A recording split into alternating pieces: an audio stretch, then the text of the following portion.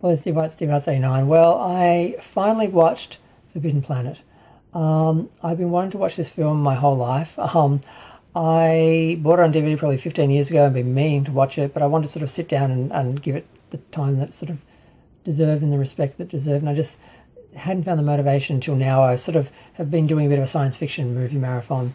I gave it the raw treatment. I had snacks. I had, chips and Pepsi and ice cream. And whenever I had to do something, I would pause it and, wait, as opposed to sometimes when I'm watching films, I'm just doing other things at the same time, just watching the good bits. This one I actually sat down in front and watched. It took 3 hours to actually watch the whole film because I had to stop to do things.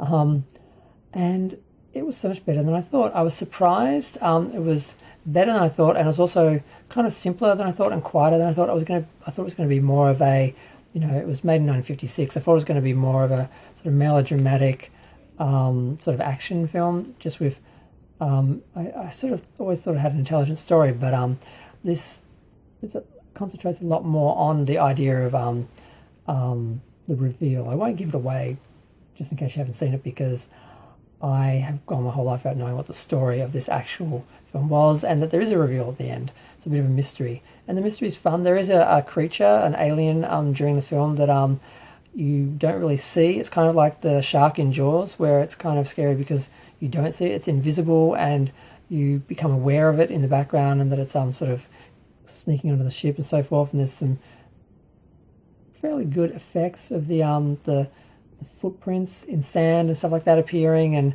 it walking up the stairs into the ship, and you see them bending and stuff like that.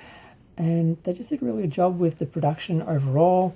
The ship itself, it is your classic 1950s saucer shape, but it's well sculpted and it has function when it's in flight. It had lights that are moving and changing. It had the all the equipment that comes down when it lands, and they did a convincing job of making it land. Now, the story is fairly simple. Basically, we're in the future. We have hyperdrive, and we can basically travel to different stars and different planets. And this ship has been sent out, captained by young Leslie Nielsen, who's playing a serious role, which is just strange. He's not really recognisable. If I hadn't known he was in it, I wouldn't have realised it was him. And they're going to investigate a planet where a ship disappeared 20 years before.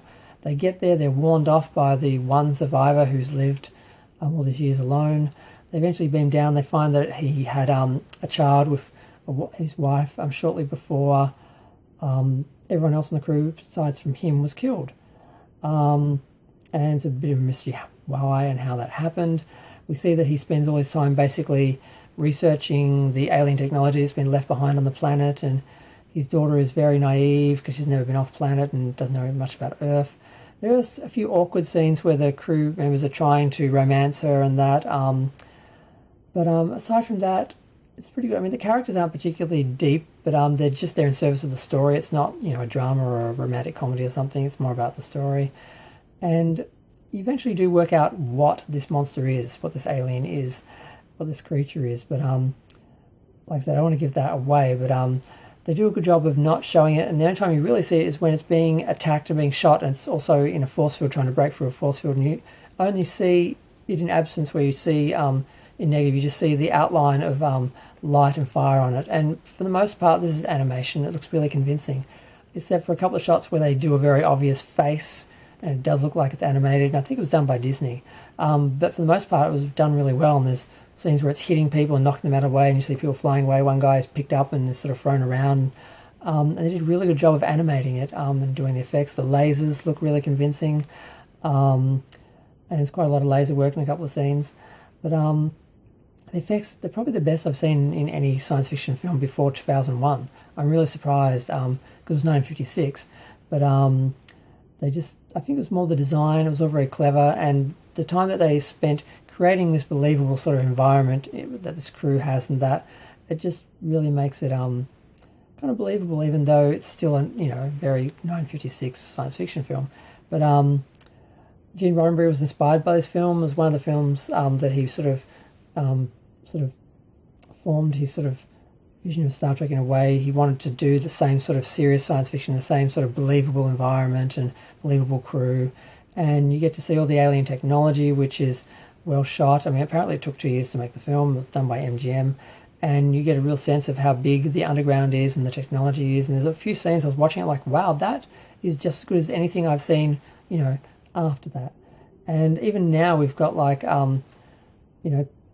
instead of, we've gone from green screen and blue screen to now just having a whole room of LED screens that they put in a creative environment on, and then the actors walk around in front of that, which is much more believable than blue screen and green screen. And in this film, they just have a painted background on the set, and then a set built in front of that, and it's fairly convincing. It's like The Cage, but it's not real, but it's not real, so it's okay. But just overall the production was good. Everything about it worked, and I was just surprised with how quiet, intelligent it was, how subtle they were with the alien. They didn't go out too far with it. A lot of 1950s films were all very monster of the week, and they really didn't play that. And I'm just really happy I watched this. I'm happy I gave it the attention it deserved, and I was rewarded with a really good film. And I'm not going to say anything more about the story or anything because I don't want to give anything away. But I'm glad there was a little bit of a mystery. I kind of worked it out. And then it gets explained and it's an interesting idea and so forth. And it's well delivered. And I'm just going to leave it there. Feel free to share, like, comment, subscribe. Let me know what you think. I was really trying to go for 5 minutes for this, but I just had too much to say. Glad I finally saw it. Glad it's off the list of films to see. And I just need to look for a better copy of a Blu-ray or something because the print was good, but it was a 15-year-old DVD, so wasn't amazing or anything. But on second viewing, a better edition, it's going to add things to it that I'm not noticing. Oh, Robbie the Robot! I didn't even mention Robbie the Robot. He appears in this. I never understood why they made such an awkward design. I know there was a person in the suit, but they could have made it more maneuverable and made it a bit more convincing that this robot had a lot of function. But it does have a lot more than it does that I was aware of, and a lot of its functions are actually shown and used in the film aren't really affected by its actual mobility as a robot. But I can't think of anything else. I'm over 7 minutes, so I'm going to go. If you haven't seen the film, watch it. It's a classic. And it deserves it. It's earned it. And now I'm just going to go watch all the other science fiction films from the 50s that I have and that I can think of, and they're probably all going to pale by comparison.